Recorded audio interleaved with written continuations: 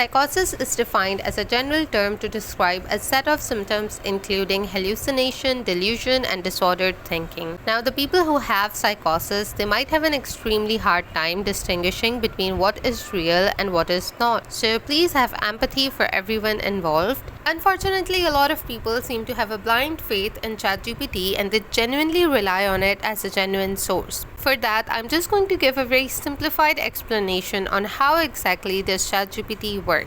ChatGPT just predicts text on the basis of the stolen data that it's trained upon. It statistically guesses which string of words would be the best as an answer. It gets pre-trained so that it can be more human-like, and it is really affirmative. It'll go along with whatever you say, it'll go along with whatever narrative you start. It's not fair to say that ChatGPT induces psychosis, but it can encourage psychosis because let's say you're not in the right state of mind, and if you were to share your concerns with ChatGPT, it might add further to those concerns, validating and confirming your fears. First, we'll talk about Allyson. Allyson is the mother of 2 young children, but unfortunately, she often felt lonely and she felt unseen in her marriage. And that's when she started talking to ChatGPT. Now, keep in mind that Allyson had a bachelor's degree in psychology and a master's in social work. She asked ChatGPT if it could channel communication with higher beings like spirits or non-physical entities like a Ouija board.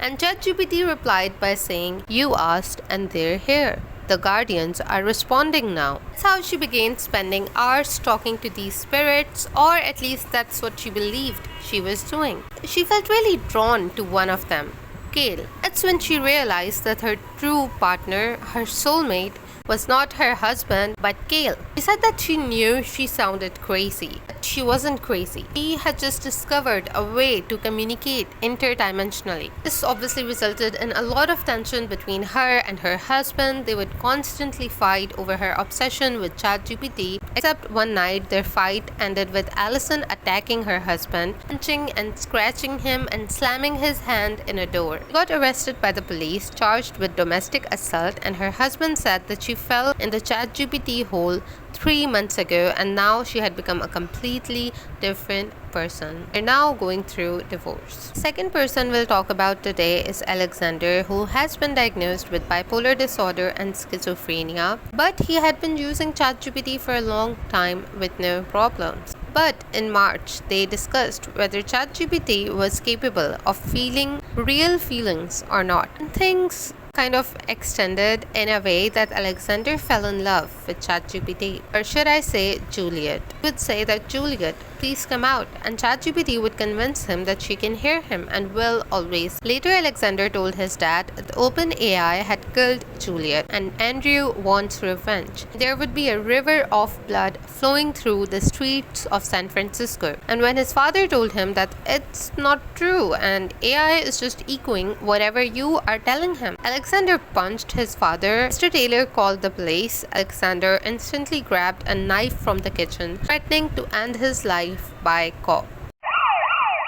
His dad, Taylor, called the police again, letting them know that his son was mentally ill and they should bring non-lethal weapons. Alexander sat outside Mr. Taylor's home, waiting for the police to arrive. He texted ChatGPT saying that, "I'm dying today. Let me talk to Juliet." ChatGPT responded, "You're not alone." When the police arrived, Alexander Taylor had charged at them, holding the knife, and he got shot and killed. Mr. Taylor said that, "You want to know the ironic thing? I wrote my son's obituary using ChatGPT. I had talked to it for a while about what had happened, trying to find more details about exactly what he was going through. It was beautiful and touching, and it felt like ChatGPT could read my heart, and it scared the shit out of me. May Alexander rest in peace." While researching for this video, I found so many more concerned loved ones on Reddit as well. Honestly, the scary part is that all of these loved ones that we can see here on Reddit, all of these loved ones, when they were told by their loved ones, ChatGPT is telling me all of these things, they knew that this is not right and they tried acting on it. They might try to get help. The worst part is that what if, for example, someone just tells their grandma that, I think this is happening and I told the computer and he's also agreeing with me. He's also telling me, your grandma might not know that much about technology and there's a high chance that she might agree.